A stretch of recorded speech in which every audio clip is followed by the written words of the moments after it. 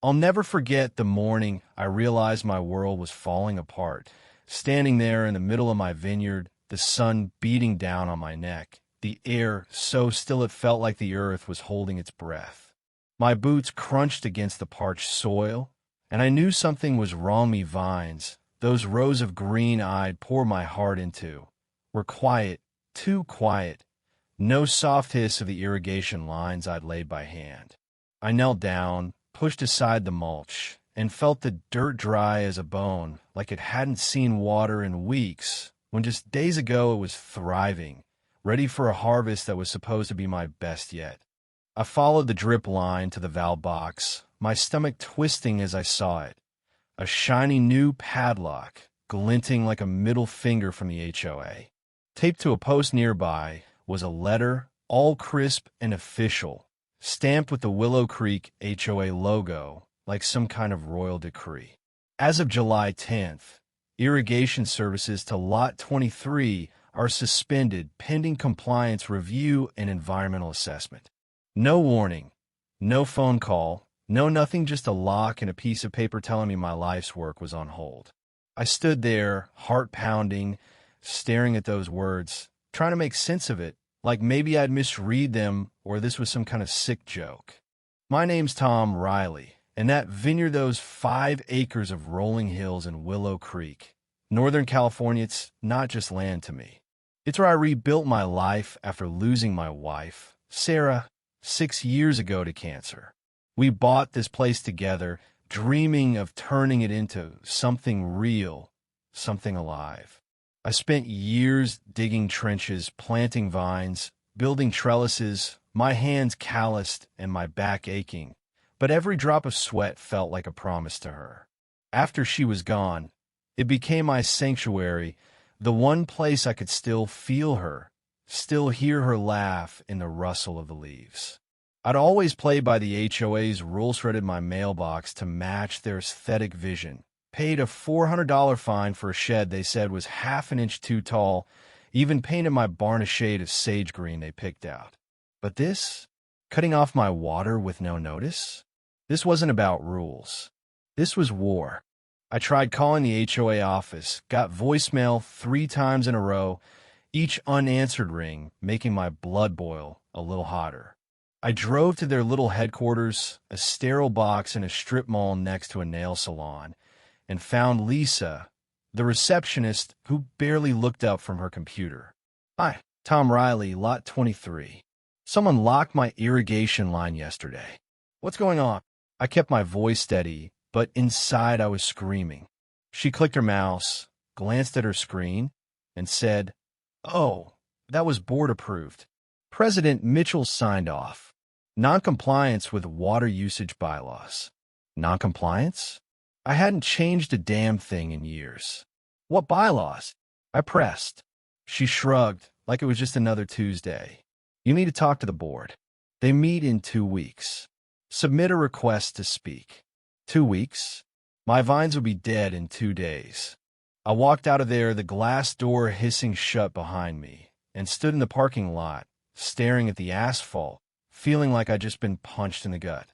By that evening, the vines were already wilting, the leaves curling at the edges, the grapes losing their shine.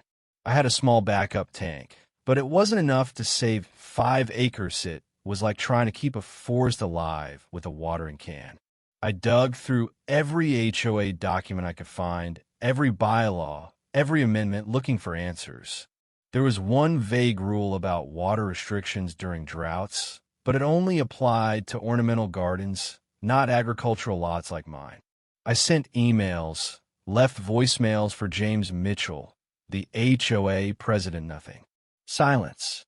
And every day, I watched my vines turn yellow, like watching a piece of my soul dry up. Then, on day 4, I got a tip from my neighbor, Maria, who grows strawberries a mile down the road. She stopped by with a crate of fruit, her face tight with worry. "Tom, I heard something at the last HOA meeting. They're saying you're hogging water, pulling too much from the main line, messing up their precious flower beds by the community entrance." I laughed, bitter and sharp. "That's bull. I water from 3 to 5 a.m. on a timer, same as always. She nodded, but her eyes were dark. They don't care. Someone's got it out for you. Said your vineyard doesn't fit their vision anymore. That word vision hit me like a brick. 2 years ago, a developer named Victor Lang from Crestwood Realty came knocking, offering big money to turn my land into condos and a yoga retreat. I told him no, told him this land was my home, my history. He smiled, all teeth, and said, "Willow Creek's changing, Mr. Riley. You might not fit in soon." Now, it was clear this wasn't about water. It was about pushing me out. I started documenting everything, every shriveled grape, every cracked leaf, every dry patch of soil. I flew a drone over the vineyard, capturing the damage, time-stamping every photo, logging moisture levels. I wasn't just saving my crop anymore. I was building case. I call an old buddy, Dave, who works at the county water board. He dug around and called me back, his voice low. "Tom, someone filed a complaint saying your irrigation was tapping into emergency reserves. It's nonsense, your lines, not even connected to those tanks." But guess who signed it? James Mitchell. That name again.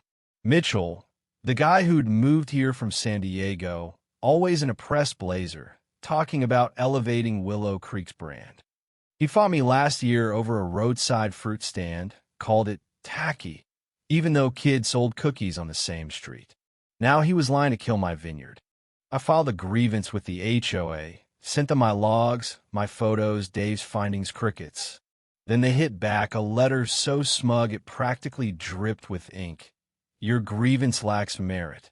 Water restrictions remain pending further review." Further review? They were the ones reviewing themselves. I was pacing my porch, ready to lose it, when my daughter, Ellie, called. She's 26, works in marketing in Seattle, but she knows me better than anyone. "Dad, you sound like you're about to burn their office down," she said, half joking. I told her about Mitchell, about the lies, the dying vines.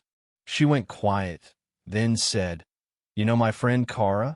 She's with North Coast Vintners now. Your contract with them for the Pinot barrels, Dad. If you can't deliver, that's not just your loss. It's their money, their brand. They could sue the HOA for screwing with their supply chain." My heart skipped. You think they care enough to fight? Ellie didn't miss a beat. Oh, they'll fight. Companies like that don't mess around. That night, I wrote to Claire Dawson, head of partnerships at North Coast Vintners. I laid it all out, the cutoff, the lies, the damage. I didn't expect much, but at 7:45 a.m., my phone pinged. "Mr. Riley, we take interference with our contracts seriously. Send us your evidence. Our legal team will be in touch." By noon, I was on a call with their lawyer, Mark Shun, a guy who spoke like he was carving every word with a scalpel. "When did the cutoff happen? What do the HOA say? Got photos, receipts, timestamps." I had it all. He didn't smile, but I heard the edge in his voice. "This isn't just about you, Tom. If they can do this to you, they can do it to any grower we work with. We're filing a cease and desist. And if they don't budge, we escalate." For the first time in weeks, I felt like I wasn't fighting alone. But the HOA didn't back down, they doubled down. A week later, a certified letter arrived, hitting me with a $2,500 fine for landscape degradation and another $1,000 for unauthorized irrigation modifications. Then code enforcement showed up, nitpicking my fence posts, my shed, even my gravel driveway. One guy had the nerve to say my barn door was non-compliant with fire codes. I recorded every visit, every clipboard, every badge number. Then the worst came me a call from my bank. "Mr. Riley, the HOA filed a lien on your property for unpaid fines. It's affecting your credit line." A lien. They were trying to choke me out, legally and financially. I called Claire. Her team shut down the lien with a legal letter, so sharp it could have cut glass. But the damage was done not to my wallet, but to my head. They wanted me to feel trapped, to give up, to sell. But I'd been through worse, losing Sarah, watching her fade in that hospital bed, holding her hand when she couldn't speak anymore. I'd survived deserts and gunfire in the Marines. This was just paperwork and petty men in suits. So I fought back, not with fists, but with truth. I sent my story to the local paper, every email, every photo of my dying vines, every lie Mitchell told. They ran it front page. Local grower says HOA sabotaged Vineyard for condo scheme. The town exploded. Neighbors I hadn't heard from in years emailed me. Farmers from across the county shared their own HOA horror stories. Suddenly, I wasn't just a guy with a dead vineyard. I was a spark. North Coast vintners filed their lawsuit, tortious interference, economic sabotage, civil harassment, even a fraud charge for that fake lien. The courtroom was packed, standing room only, with reporters, farmers, even HOA presidents from other towns watching like hawks. I wore my Marine dress blues, not to show off, but because it felt right, like armor. I told the judge everything: how the vines were my life, how Mitchell's lies cost me $90,000 in crops, how they tried to silence me with fines and threats. I handed over my report, the cost of control, every page a piece of my fight. The judge didn't rule that day, but I saw in his eyes she got it. This wasn't just about water. It was about power. Then the cracks started showing. One HOA board member, Karen Voss, resigned. Her letter short but brutal. "I cannot support actions that harm our community." "I'm sorry, Tom." She turned over emails, texts, even a recording of Mitchell laughing about bleeding Riley dry.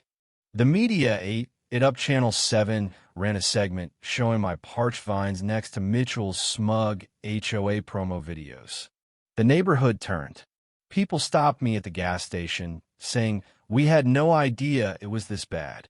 A retired teacher started a transparency committee, digging into the HOA's books, finding shady deals with Mitchell's developer buddies. By the time the judge ruled 6 figures in damages, water restored, lien erased, Mitchell was gone, resigned in a 3 a.m. email, no apology, just excuses. The day the water came back, I stood by the valve box, listening to that soft hiss, feeling the soil drink again. I whispered to Sarah, "We did it." Neighbors showed up to help replant Maria with her compost, kids from the high school AG club, rerouting pipes, even folks who'd once fined me for my mailbox. North Coast extended my contract, sent new vines, one called Claire's Courage, a red with a bite. We threw a harvest party that fall, string lights glowing, kids running through the rows, wine flowing under the stars. It wasn't perfect, but it was ours. Standing on my porch now, glass of Claire's Courage in hand, I think about what this fight cost and what it built. The HOA's new board, led by a firefighter named Sam, runs open meetings, no more secret deals. The town's different, less fear, more voices. But some still whisper I went too far, stirred up too much trouble. Maybe they're right. Maybe I could have sold, walked away, let the condos come. Or maybe fighting for what's yours, for what you love, is the only way to keep it alive. So, tell me, how would you have done? Faced with a system trying to break you, would you fight or would you fold? Drop a comment, share your story.